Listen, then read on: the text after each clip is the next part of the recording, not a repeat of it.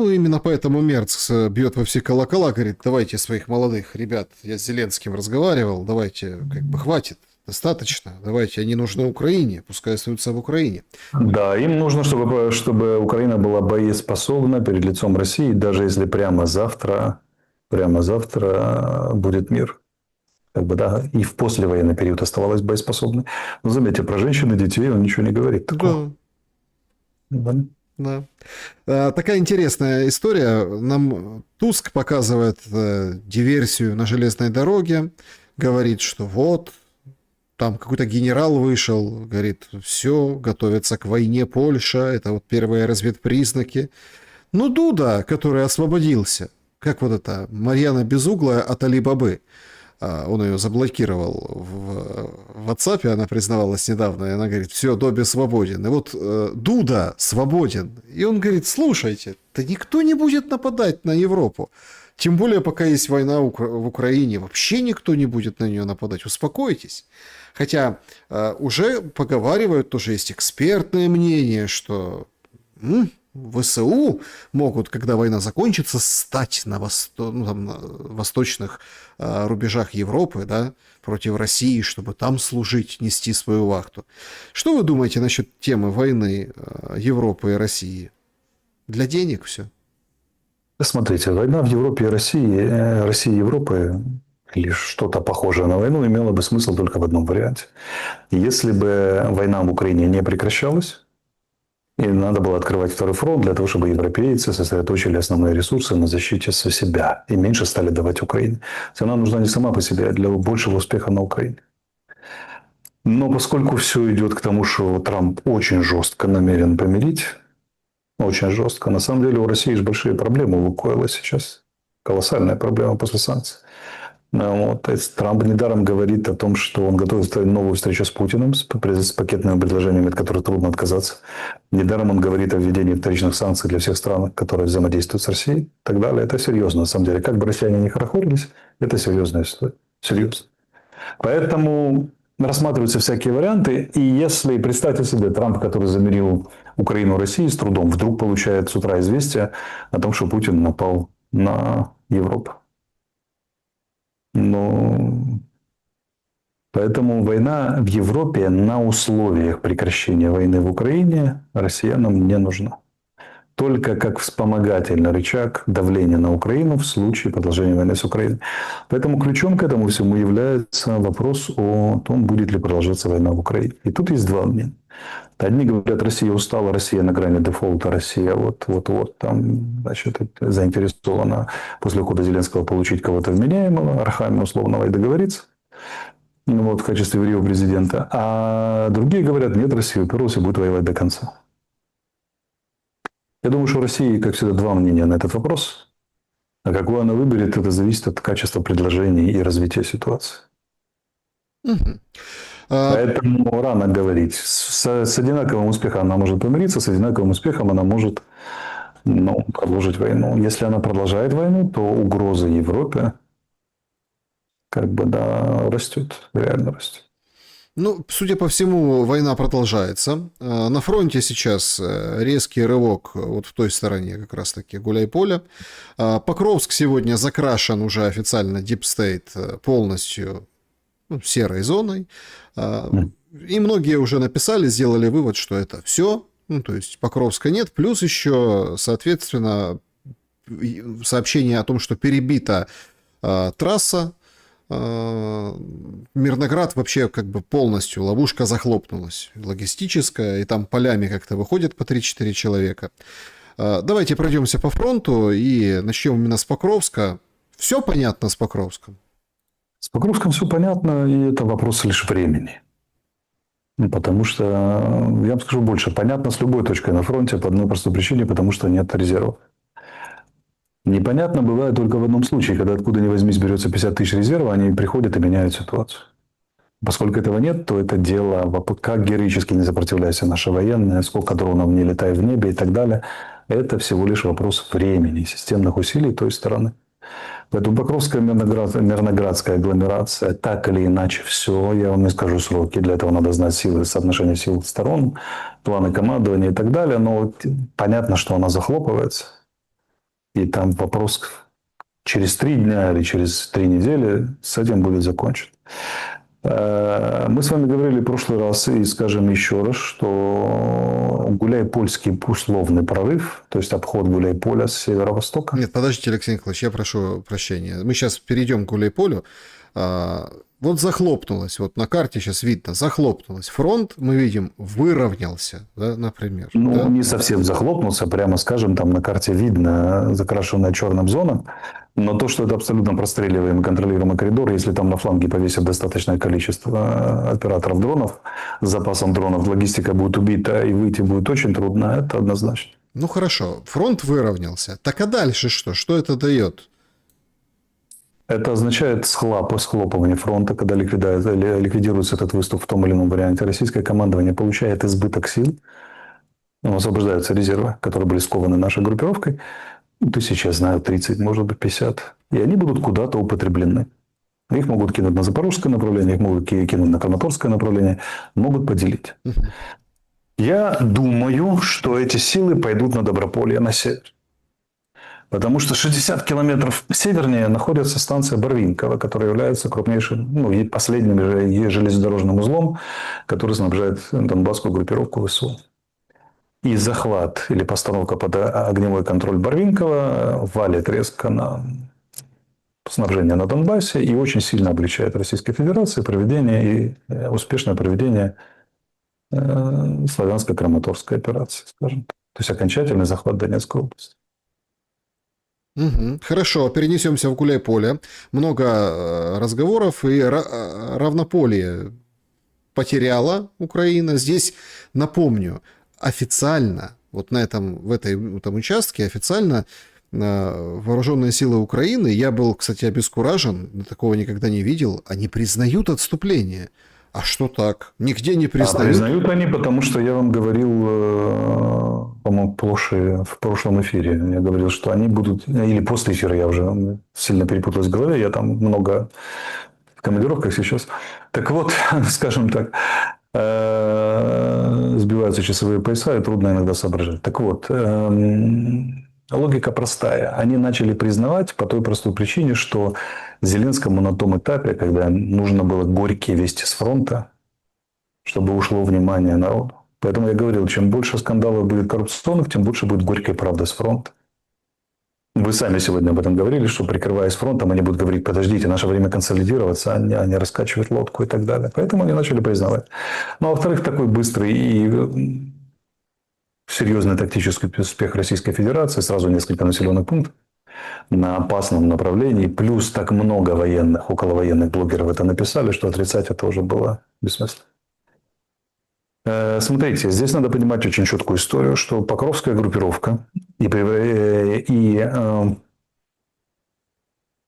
смотрите, был применен тот же самый прием, который российское командование применяет с 23 года со Средины против... Они прекрасно знают, что есть установка от офиса «Ни шагу назад» и стремление превращать каждый населенный пункт в крепость.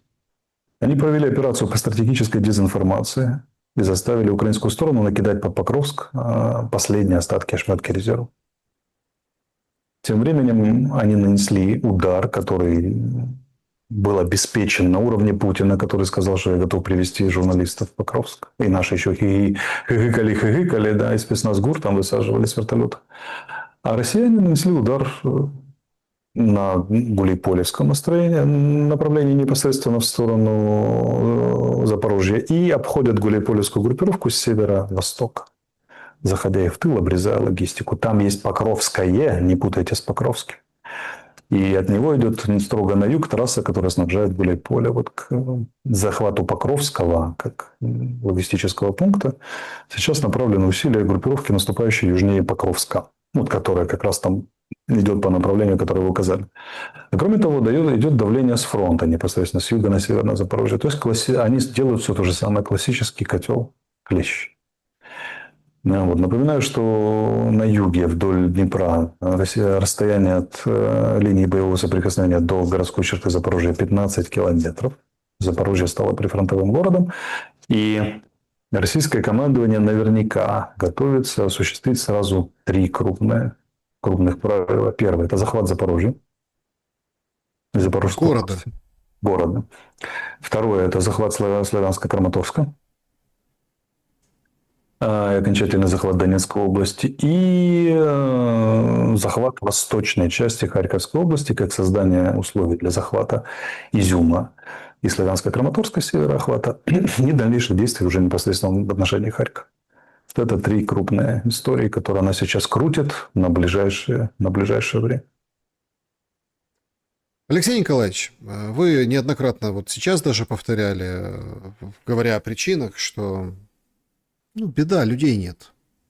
Сегодня прозвучало, что давайте на мобилизуемых чипы повесим с GPS-ом. Тогда не будет проблемы с СЗЧ. Такое Нет, смотрите. классное решение.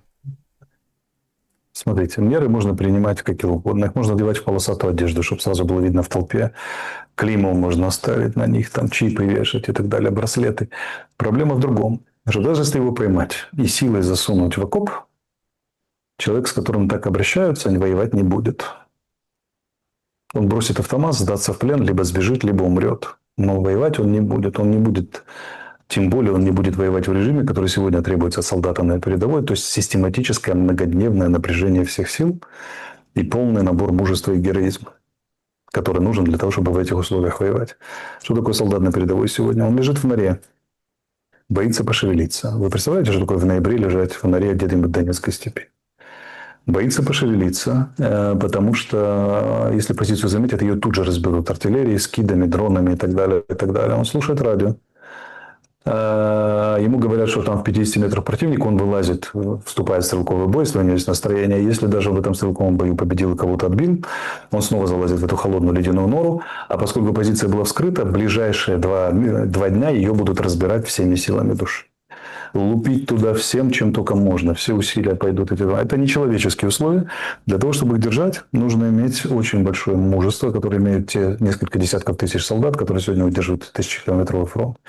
Но людей, которым как собаку поймали, избили, насильно засунули, как правило, не демонстрируют таких качеств и не могут их демонстрировать, просто если у них хотя бы есть просто от глубокой обиды на происходящее. Поэтому проблема с личным составом колоссальна. Никакими там чипированием, управлением из космоса она не решается. Превращением солдата в дрон, потому что, чтобы он успешно воевал, это значит, с ним надо стоять, приставить ему пистолет к виску и заставлять стрелять по противнику. А тогда в окопе уже два солдата. Солдат и надсмотрщик. Возникает вопрос, а где брать надсмотрщика, который захочет идти в передовой окоп и разделять тяготы и опасности, так же, как этот солдат. Надсмотрщиками хотят быть больше, чем солдаты. Не на передовой, так точно. Поэтому, смотрите, это проблема, которая сломает хребет армии в кратчайшие сроки. И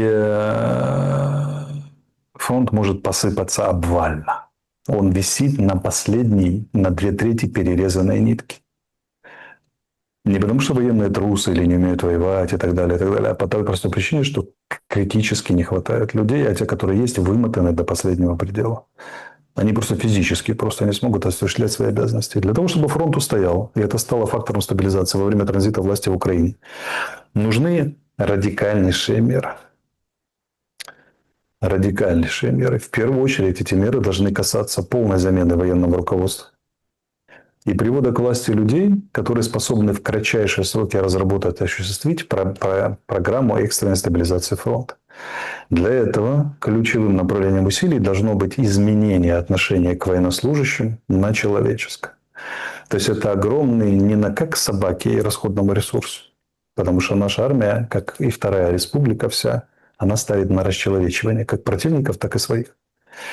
А как на принципиальную перемену вектора. Как вы думаете, удастся ли это осуществить в рамках общей политики, идеологической, административной Второй Украинской Республики?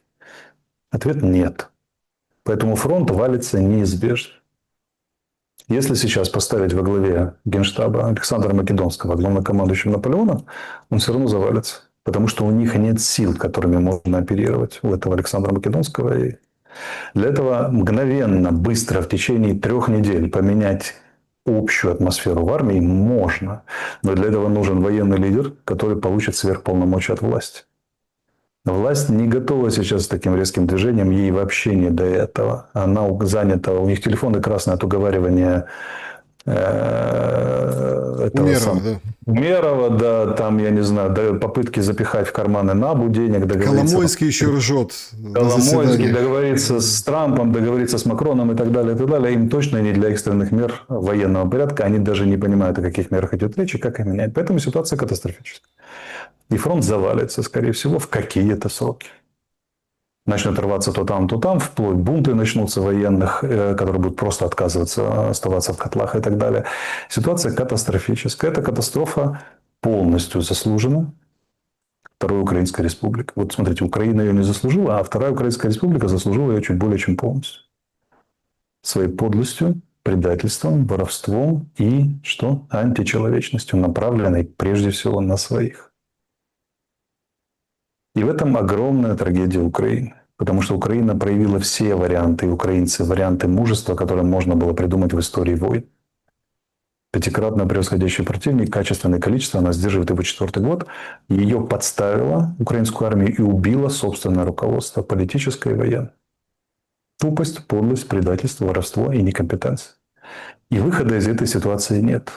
Если бы сейчас поставить меня во главе и дать сверхполномочия, но опять же, сверхполномочия в отношении вооруженных сил, ну, допустим, там удалось бы кое-как заштопать Тришкин кафтан, а пополнение вооруженных сил. Надо же менять принципиально систему мобилизации. Это должен быть набор комплексов мер, с одной стороны, предельно жестких, с другой стороны, предельно человечных. Это очень сложно такое осуществить. Предельно жестких – это призыв женщин на снижение. Да. Как говорится, на самом, что ни есть интересном месте. Ну, сейчас надеемся, что такое сенсационное заявление, да, от Алексея Николаевича. Сейчас надеемся, что он подключится к нам снова. В общем, да, друзья, я напомню, что у нас есть голосование. Давайте мы к нему, скажем так, перейдем. Как раз, может, параллельно и подведем итоги нашего сегодняшнего разговора. Значит, закончите предложение. Победа Украины в войне с Россией. Ну и дальше варианты. Украли 6%, 7% профукали профаны, 83% достичь было невозможно изначально, ну 3% самый минимум, что еще может быть реально добиться. Спасибо большое, что проголосовали. Около 12 тысяч голосов мы получили прямо сейчас.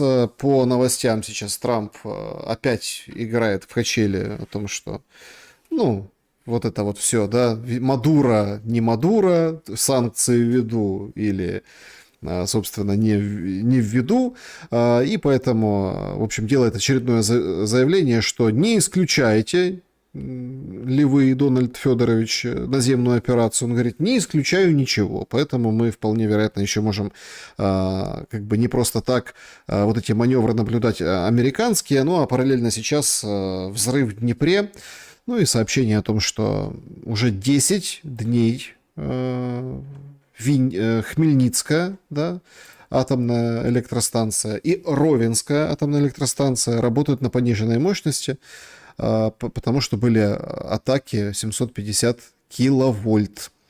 Значит, ваши вопросы, люди уже в клубе зрителей Шелеста в Телеграме уже и видео вопросы присылают, мол, там фото, делают стоп-кадры. И, в общем, пока давайте оставлять ваши вопросы. Я надеюсь, что мы сейчас подключимся. Это как бы дело такое чисто техническое, интернет-дело. Я всем напомню, что нужно поставить лайк этому видео и, конечно же, подписаться, если не подписаны. Канал «Что Алексея Арестовича», на котором сейчас идет трансляция параллельно, что Александр Шелест, они, ну, что сказать, они подсанкционные, поэтому требуют или VPN, или, конечно, поменять страну в настройках YouTube. Примечательно и очень важно, что если вы меняете страну, ну, например, смотрите с вставленной сим-картой украинской где-то за рубежом, были такие случаи, то тоже не показывает. Вот так это работает. Поэтому лучше, конечно, VPN. Это дело надежнее.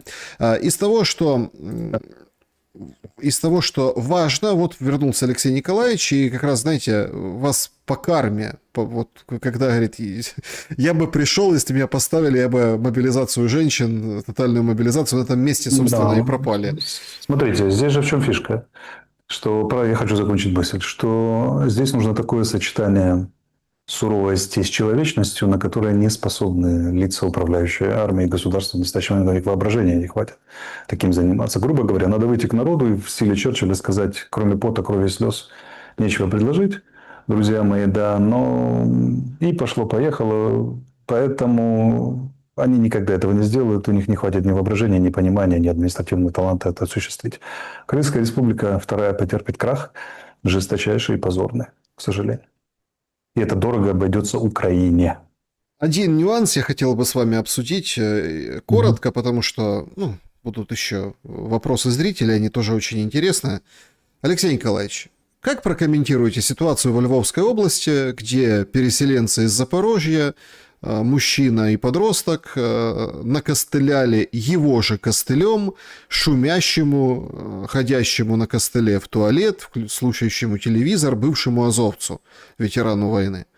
Для того, чтобы это комментировать, надо знать подробности. Они же неизвестны. Как там вел себя этот ветеран, как вели соседи, сколько длился конфликт, кто прав, кто виноват. Тут трудно что-то сказать конкретно. Надо знать. Я не знаю. Просто понимаете, в чем дело? Мы приходим к тому, что это уже конфликты конкретные. Конфликты. А этого добра, так вот, что там, подрывы, гранаты у ног у полицейских при попытке допросить. Этого добра будет очень много. Общество будет кидаться друг на друга. Смотрите, это очень простой психологический механизм, но не явный для многих, что сейчас всем станет очень сильно стыдно. По мере раскрытия коррупционных скандалов всем будет очень стыдно, потому что знали, но молчали. Знали, но закрывали глаза. Знали, но обманывали с телемарафоном. Знали, но участвовали в коллективной травне тех людей, которым пытались раскрыть глаза и показать, как реально обстоят дела и так далее. В общем, невыносимый стыд. На кого будет сливаться невыносимый стыд? На соседа. Ну, а там уже кто попадется? Азовец, Да, кто попадется, переселенец. это уже не важно абсолютно кто. Переселенец, азовец, вдова и так далее, и так далее. Значит, друзья, давайте перейдем к вашим вопросам. Их поднакопилось. Сначала сообщество, закрытое сообщество YouTube, закрытое сообщество в Telegram, потом сообщество YouTube и чаты трансляции 1 и 2. Все вряд ли попадут, но будем стараться. Режим Блиц для этого, как говорится, нам всем в помощь. Поехали. Александр, Алексей, здравствуйте. Виктор задает вопрос. Ряд экспертов очень зацепились за тему с томагавками, утверждая, что только их передача и удары по России могут прекратить войну, особенно удары по символическим целям, типа здания Лубянки, Генштаба и прочее.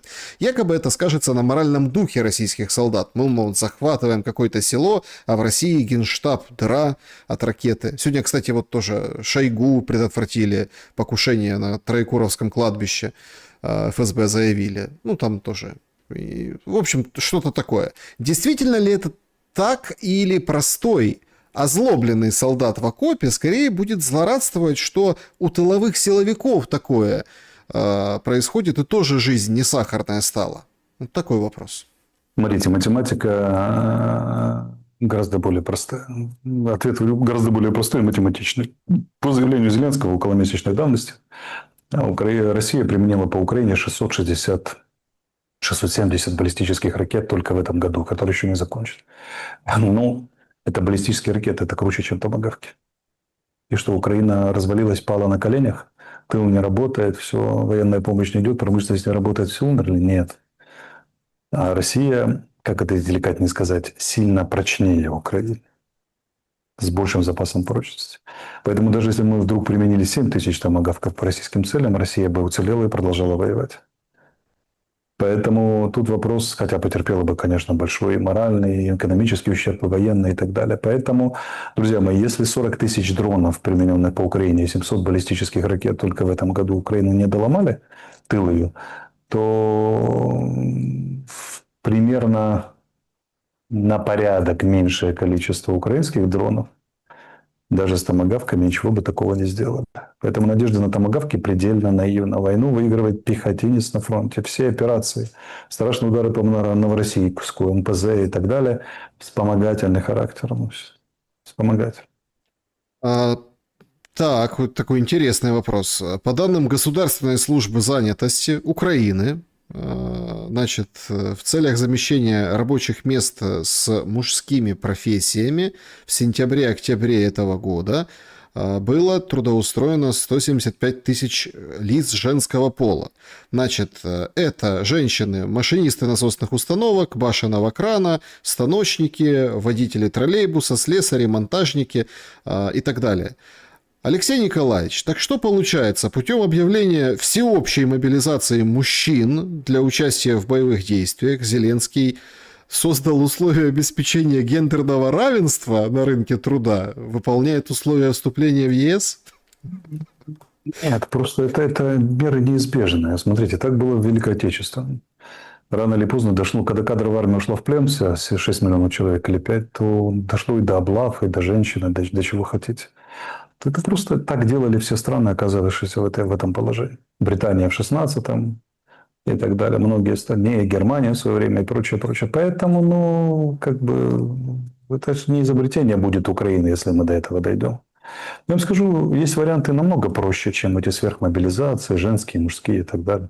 Заключить мир. Да. Этот вариант намного проще. И даже если придется чем-то пожертвовать, смотрите, все накинулись на некого популярного блогера, как его фамилия. Она начинается, на Че заканчивается. Когда он подло предложил Собчак отдать 4 области и Крым. Де-факто. Понимаете, друзья, если так будет дальше продолжаться, из чего исходил этот подлец? Я его немного знаю, он мне говорил. Из того, что эти области все равно будут захвачены. Только заплатят это еще 200 тысяч жизней украинцев. Очень простой расчет. Может быть, сохранить 200 тысяч жизней украинцев для построения будущей Украины. И все равно де-факто зафиксировать линию фронта там, где она будет зафиксирована военным путем, если так дальше все будет продолжаться с очень высокой вероятностью. Пусть даже уступки будут чуть-чуть больше, но это сохранение жизни. Смотрите, территория меняется. Государственные границы в Европе менялись каждые 15-25 лет. Украина сменила 8 форм государственности и 8 раз сменила свои границы за последние 100 лет. Людей не вернуть. Но это так называемый здравый смысл, на который сегодня мало кто способен. Поэтому, увы и ах, будут мобилизовывать и женщин, и мужчин, и пытаться там воевать, бороться и так далее. И самые жесткие меры будут принимать, если, конечно, Трамп не продавит быстро мир, и до этого не дойдет. Но это зависит от темпов, на которых он будет продавливать этот мир, правильно?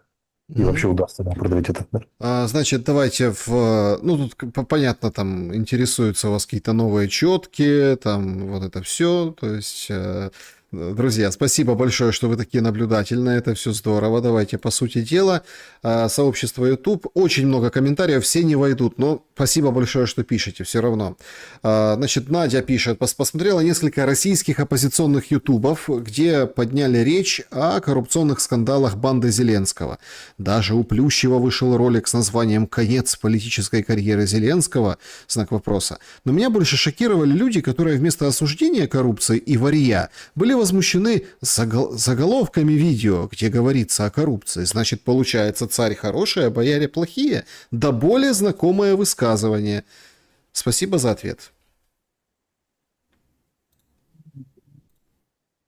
Да, это очень распространенный сюжет.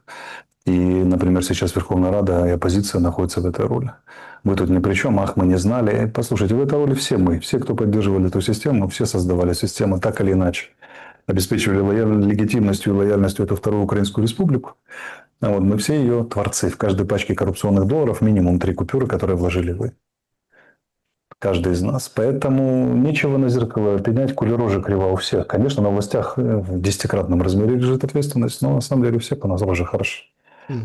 И все, заметьте, когда первый коррупционный скандал разразился, только ленивый не написал, там, что я глубоко возмущен, я не знал, как так, ах, какой ужас. Мы понятия не имели, что они там такие подлецы, ла-ла и так далее. Друзья мои, все вы имели, все вы представляли, может быть, не в полном объеме, и всем вам об этом говорили. Вот вы не хотели слышать. Да. Винчик, пользователь. Интересный вопрос. Алексей, вы же критиковали картонный Майдан, а в итоге НАБУ выдало сенсационное расследование. Что плохого было в картонном Майдане? В картонном Майдане было плохо то, что Украина находится под внешним управлением. Но это внешнее управление ситуативно может играть полезную роль для Украины. Это так часто очень бывает.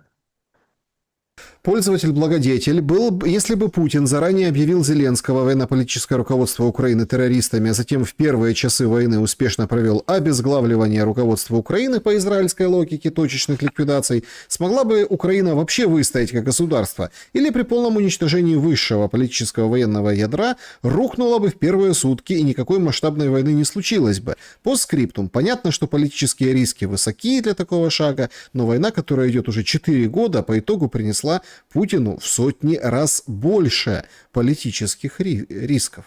Дорогие друзья, это же технически надо еще уметь осуществить. Технически эти попытки пытались реализовать Российская Федерация 3 или 4 раза. У них не получилось. И в начале войны, и после начала войны, и так далее. Не получилось. Поэтому это не так все просто. Пожелать, это не значит, нажал кнопку, она нашла Зеленского ракетой и непременно его поразила. Это технически очень сложно убить руководство государства, на которого работают все западные разведки и контрразведки. Вопрос. В записях НАБУ было упоминание про покупку виллы в Швейцарии за 6 миллионов евро для имя скрыто. Может, таксистам Алексея Николаевича что-то известно? Я не слежу за такими, кто какую виллу купил. Я приблизительно представляю объемы коррупции. Поверьте, 6 миллионов – это ничто. Ну, могу вам сказать из разговора в офисе, который я слышал, проходя мимо.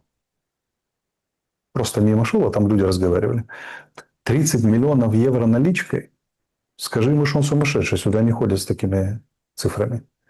Имеется в виду маленькими цифрами. Что же вы говорите о 6 миллионов долларов? Это вообще ни о чем. Да, значит, как может Минтич выехать из Украины, если он не въезжал после того, как поехал за Чернышовым? Документы его туда-сюда, да, но не он сам. Надежда бунтует, всех вызывает к вопросу.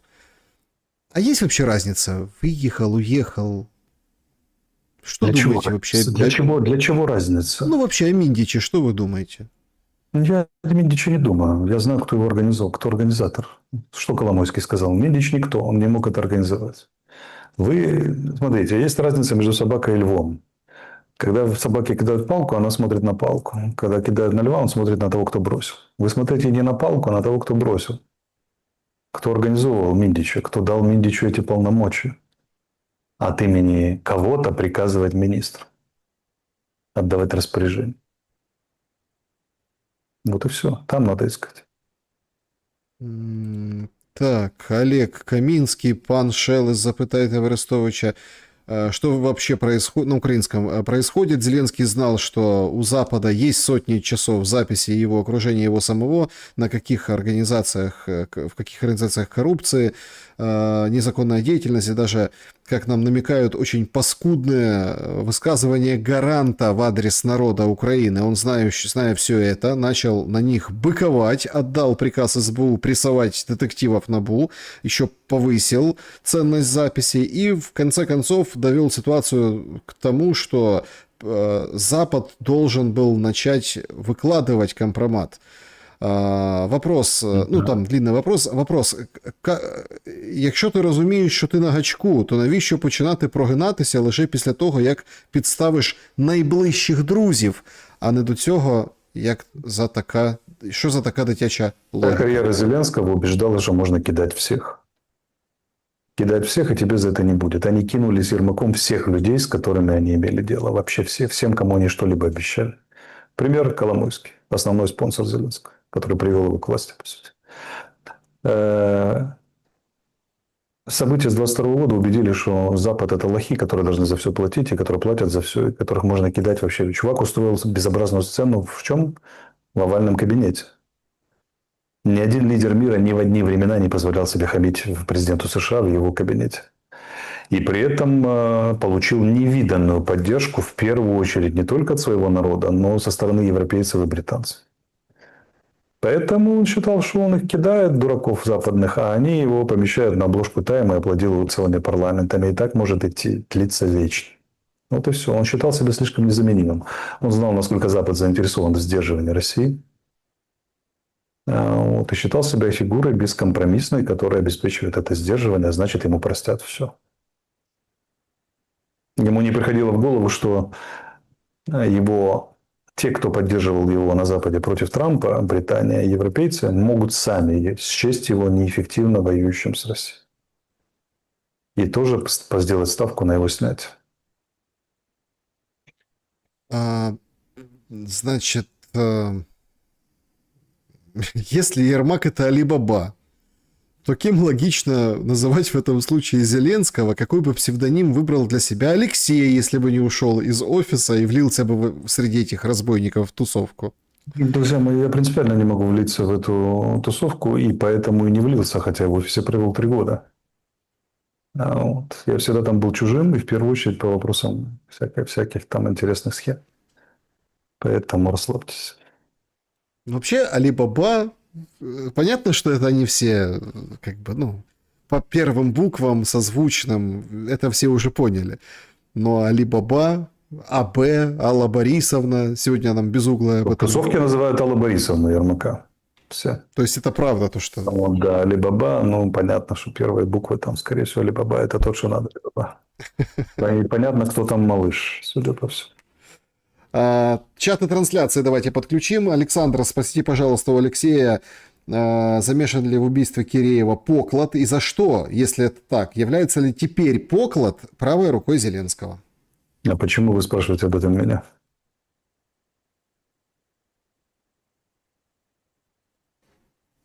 Может, как члена переговорной группы первых, ну, не знаю. Я Киреева, как член... Значит, смотрите, меня ввели в переговорную группу уже после убийства Киреева. Поэтому я даже не ездил первый раз в Беларусь, первые 2 раза. И только когда она перешла в онлайн, я стал этим заниматься. Поэтому спросите кого-то другого, например, Поклада. Угу. Какое вы считаете, Алексей, какое вы считаете окончание войны самым справедливым? А что такое справедливость? Для вас. Для меня справедливость в этой войне никому не удастся никогда установить. По одной простой причине. Эту войну спровоцировали все. Она всем была нужна. Все ее получили, все расхлебали. Для меня является разумным и рациональным прекращение войны. Примерный сценарий я очертил в интервью Собчак, и вы 100% его знаете. Это признание совместных ошибок, пересмотр совместной истории с Россией, создание систем покаяния совместной, создание системы недопущения войны впредь. Все. Вопрос... Компенсация войны друг для друга, последствий войны максимальным способом. Значит, здравствуйте. Вопрос Алексею. Русскоязычным выдохнуть, на идише говорящим прятаться? Все повторяется после известных событий. Снова антисемитизм и погромы. Спасибо вам за работу.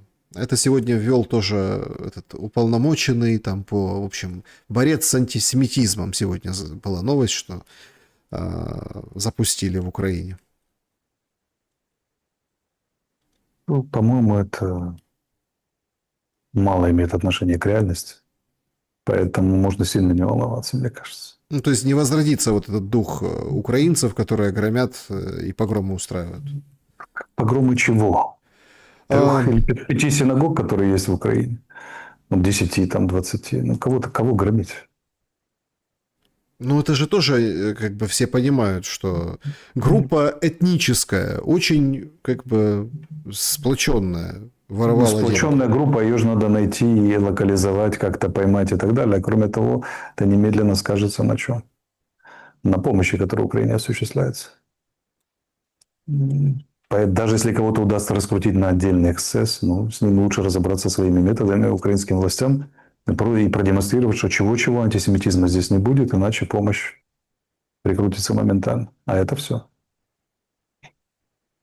На что сейчас способен Трамп, чтобы замылить дело Эпштейна? Война, Нацгвардия, новое покушение, спасибо. А что ему замыливать? Он уже призвал к полной публикации всех файлов. Так нельзя ж публиковать.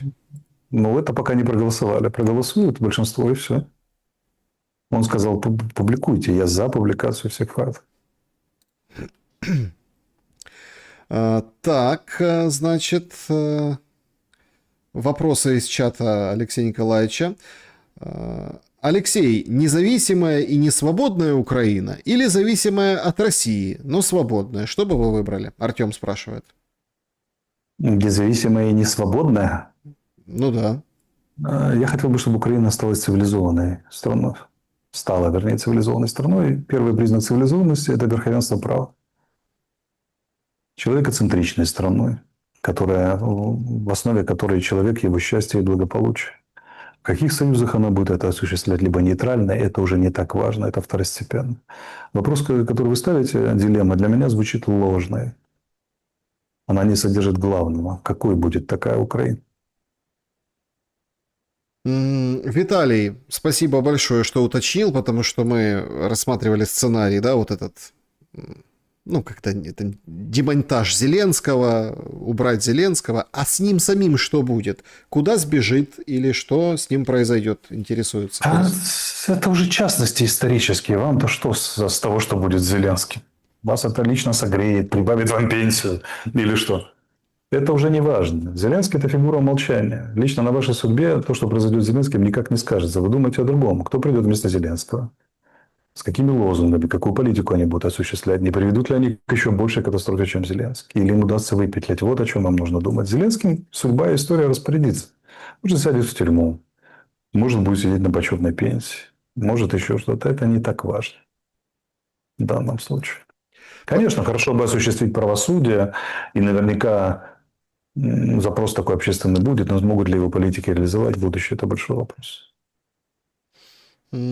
Так, зацепились за слово, причем несколько пользователей. России зачем война? Нахрена России нужна? Зеленскому рейтинг Европе, США, ослабление России. А России зачем? Ослабление Запада. И его давление на Россию, которое российская страна воспринимала как объективно существующее. Угу. Есть такое, значит, как россиянин, пишет пользователь, говорю, что санкции бьют больно. Вопрос. Как Украина и Россия будут восстанавливаться после войны? Мне кажется, что как после Первой мировой обе страны просто сколлапсируются. Это зависит от того, как закончится война и на каких условиях. Если с Россией будут сняты санкции, это один проект восстановления. Если они будут сняты, это другой. Другой масштаб бед, горести и организационных усилий, которые понадобятся ресурсов. Украина тоже большой вопрос, как будет осуществлен транзит, кто придет к власти, на каких условиях закончится война. Какой проект Украина предложит строительство вместо сколлапсировавшей Украины. Украина уже сколлапсировала. Вопрос о том, что надо строить новую Украину какую-то, и какой ее в чертеж будет положен в основу и замысел, так и будет осуществляться восстановление. И тут могут возможны варианты по очень широкому диапазону. Самый оптимистичный – это полная смена проектности и человекоцентричный проект. Это то, что хочу сделать я. Самый реалистичный – это консенсус элит, как в Южной Корее, когда под давлением западных спонсоров, в том случае это были сами американцы, прекратились внутренние войны разграбления всем корейским чеболям, то есть олигархическим группам ФПГшкам. Они заключили между собой договор работать на страну. Вот это было бы идеальное решение, да, под давлением тех же американцев и европейцев. Вообще, я вам скажу, что секрет экономических и политических реформ в тех странах, которых удалось, это 1150 американской армии на их территории. Это главный секрет. Когда говорят про секрет управления, про то, что вот они нашли необыкновенное решение, японцы и корейцы, это, конечно, да, но вы не забывайте, Да. что все хорошо, когда есть 1300 американского войска на вашей территории. Это, кстати, да. Ну вот поэтому западная коалиция репетирует там вот войск на территорию послевоенной Украины как элемент стабилизации ситуации политической, переходного периода. Это не против России, это для того, чтобы Украина не пошла путем гражданской войны, бунта, распада и так далее. Значит, здравствуйте, Александр. Интересная информация. Обсудите, пожалуйста, в интервью с Алексеем на сегодняшнюю ночь обстрел, прошлой ночью обстрел Измаила в одном из телеграм-каналов, нацеленных информационно на Одесский регион, увидел информацию, что прилет был в подстанцию. С глубоким интересом решил проверить в интернете. На первой же странице в поиске мне выдало сайт прямо с координатами. И это и всех остальных важных объектов. Но ведь это же открытая информация. Бери, заходи, срисовывай, отрабатывай. Как же так получается, что спецура вяжет попов, бабушек, дедушек, а информация, по сути, которая должна являться стратегически секретной, хотя бы касательно открытого доступа в интернете, вовсю транслируется во весь интернет, даже не нужна никакая разведка. Украинские спецслужбы не в состоянии заблокировать Викимапию, Google карты и другие навигационные там карты. Не хватает ни власти, ни полномочий, никто этого не будет делать на международном уровне. Поэтому, потому что в противном случае Google пришлось бы исключить 2/3 земной поверхности, на которой идут войны и военные конфликты. Так не работает, у них нет этих полномочий. А объектовая разведка противника, может, вы не знаете, но существует в военной разведке всегда такие люди, которые занимаются объектовой разведкой.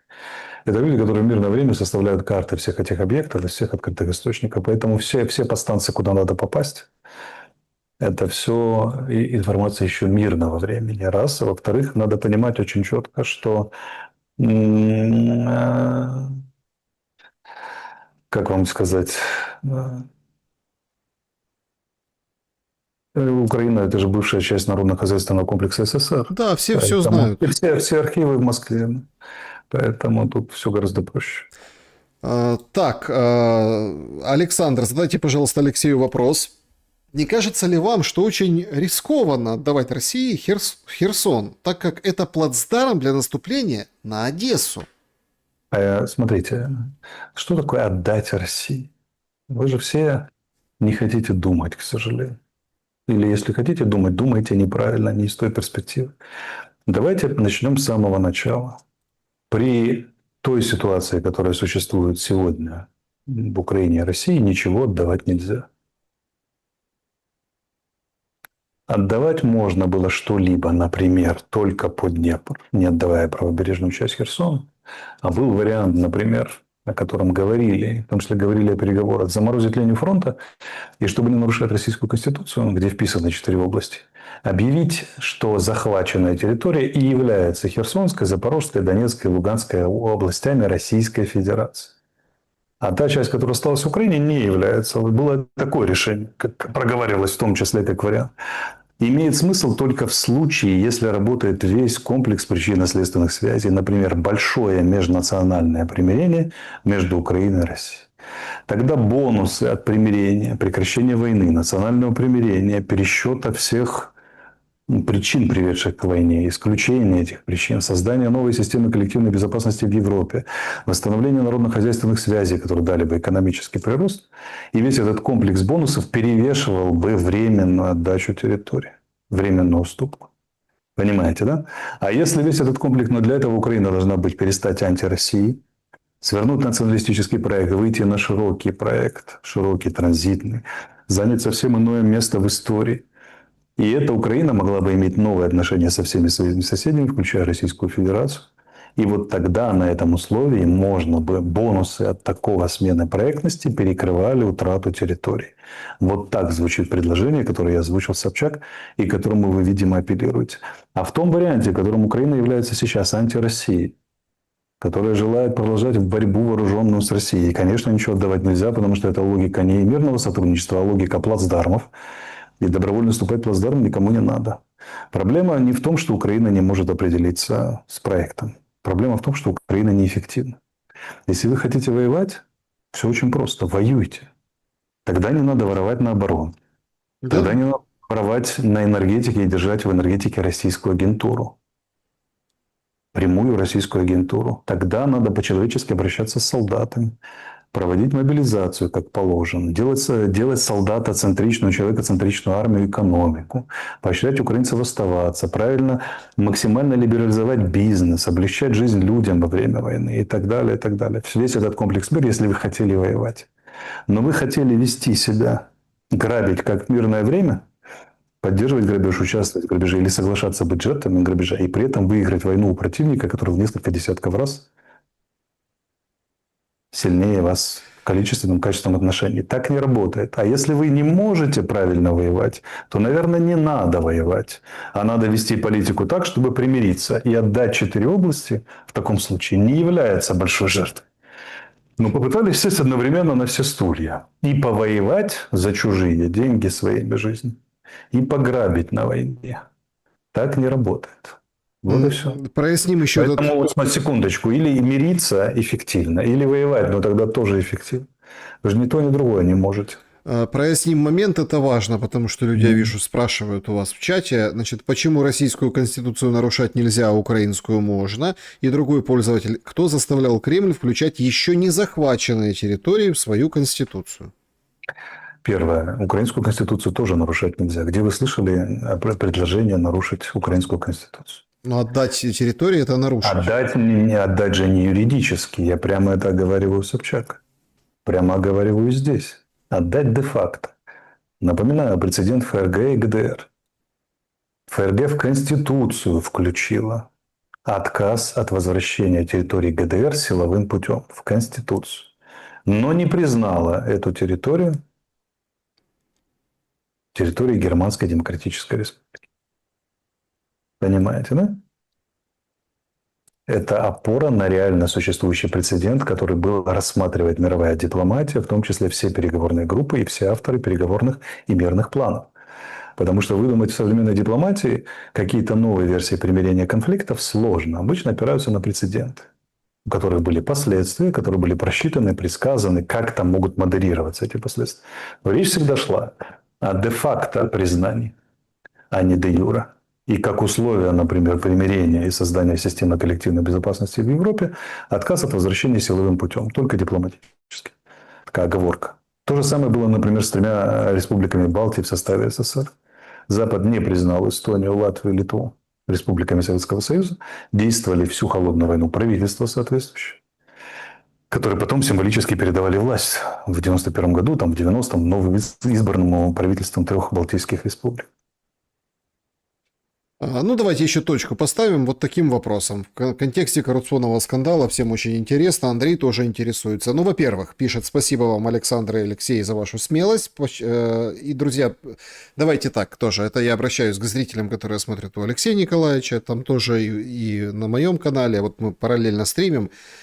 Не скупитесь на хорошие комментарии. Вот все равно, типа, понимаете, это все равно как бы это энергополе, это тоже как бы напишите что-то хорошее или напишите что-то, то, что думаете, там, как плохо в стране. То есть пишите, не стесняйтесь. Вот это вот очень важно. Мы же как бы там дерьмо всякое писать, знаете, много есть желающих. А если есть что хорошее сказать, скажите в комментариях обязательно. Хоть в чате, хоть в самих комментариях. Ну и вот, Андрей, давайте финальный вопрос. Спасибо за смелость. Почему Миндичу не записать бы разоблачающие видео про все схемы, кто в них участвовал, чтобы себя обезопасить? К сожалению, законы в этой шайке таковы, что, скорее всего, он себя подставит очень сильно, если он запишет разоблачающее видео. Поэтому я скорее верю, что Мидич запишет много разоблачающего видео следователям ФБР. Это да. Существует мнение, что Израиль не выдает аж бегом. Поэтому в особых случаях, и поверьте, если США очень захотят получить Мидича, они получат его из Израиля, либо получат возможность с ним поговорить. Поэтому давайте посмотрим, куда будет развиваться эта драма. Вот. Но разоблачающее видео, я боюсь, видео придется писать не в Ютубе или в интервью с Гордоном, а где-нибудь для маленькой выездной симпатичной группы ФБР, где-нибудь в центре Иерусалима, в симпатичном кабинете. Вот. Поэтому пожелаем добра и счастья Тимуру. Вообще всем... И его друзьям, да. Вообще всем надо. И Али-Бабе, и 40 разбойникам, всем людям на земле. Да, желать... сразу можем сказать, их ждет очень-очень много счастья в самые короткие сроки. Вот чтобы так вот концентрация счастья была. Счастья и любви. Я бы даже сказал так, их ждет активная любовь. С пассивным участием. Их будут активно любить. Да, все. С пассивным участием. Все, кому не лень. Алексей Николаевич, спасибо большое за сегодняшний разговор и за этот эфир. Спасибо вам. Друзья, берегите себя. Всем добра и света. Увидимся.